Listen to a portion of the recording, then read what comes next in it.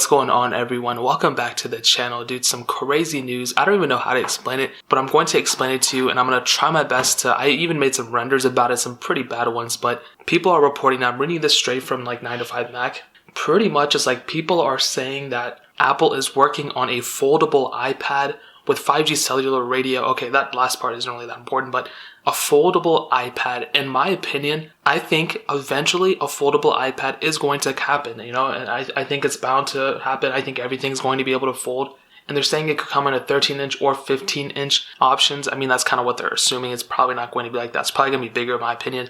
But the question is, why would they do it and how would they do it? Well, first of all, how would they do it? It'd be the same exact philosophy. They would put hinges on the sides, and then you will be able to fold it in half and then open it just like the Galaxy Fold. It would be the same exact concept. But the thing is that what functionality would that bring? I know it's going to happen, but they would have to actually change iOS completely and iPad OS in order to substitute for a foldable display. And the thing is that that's going to be a humongous change. And I feel like Apple would release a foldable iPhone the same time that they would release a foldable iPad, so the iOS and iPad OS can kind of coexist and not be completely different from one another. Because if you think about it, Apple is going to have to rearrange the whole entire operating system to work on a foldable display. And how it's set up right now, I mean, you can imagine like if you're swiping through something, that's going to be a completely different approach than if it was foldable. And let's say, you have it folded. Would that technically count as like a power button? And when you open it, would that sleep it? Would that power it up? Would that, And at the same time, if they're going to do that, then that would almost look identical to a MacBook. And I saw some other renders online, not the ones that I made, but some other ones, and it looks just like a MacBook. And I think right now, Apple doesn't want to cause any confusion with their, MacBook line and their iPad line. They're trying to make iPads more powerful and better and all these different things. And I think that's a super smart thing, but you can tell that there's a lot of things, even now with iPadOS 13, which I do have on here, there's a lot of things that an iPad can still not do that a MacBook can. There's not desktop client applications. Like we don't have Final Cut Pro on here. We kind of have like a light versions of mostly every app. Yes, we have like a better Safari, and Photoshop, I guess, is on here too, and all those different things. But an iPad as of right now still for the most part can't do everything that a MacBook can. And for them to create a foldable iPad, I feel like that's going to cannibalize some of the MacBook sales, in my opinion. Now, again, I could be wrong, but I don't think they would necessarily do it next year, but I could be wrong. I hope they do. I mean, I think it'd be really cool.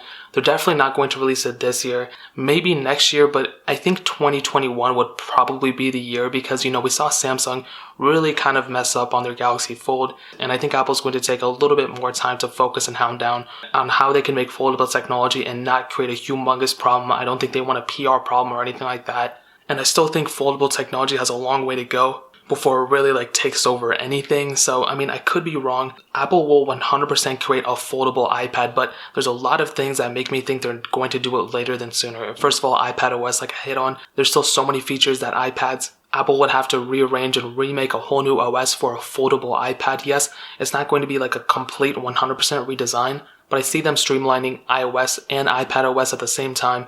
So I feel like the same time a foldable iPhone comes out will be the same time a foldable iPad comes out. And we're not seeing a foldable iPhone for at least like a couple years. So that's just my opinion on that. The second thing, if it truly does fold like this way, like it's cut off in here and then it folds like half and half and opens like that, there's no way Apple's going to do that for a while because MacBook sales are still pretty strong. They're now going to do a new scissor switching keyboard mechanism thing inside of their keyboards. So it just does not make any sense to me that Apple would do this now. I think their iPad sales are still doing pretty decent. Like all of their sales weren't doing too hot last year. This year they're doing a little bit better because they started releasing more products, and they're pretty much taking less risk. I think you guys seen that iPod Touch 7 refresh, AirPods 2, things like that. Those are very low risk options. It's not like they're creating a completely new product. They refresh the Mac Mini and stuff, like very basic stuff that, a lot of people aren't going to, debate on whether they should upgrade or not. It's just an option there if you want to. Apple's not going to make trillions of dollars off those single items.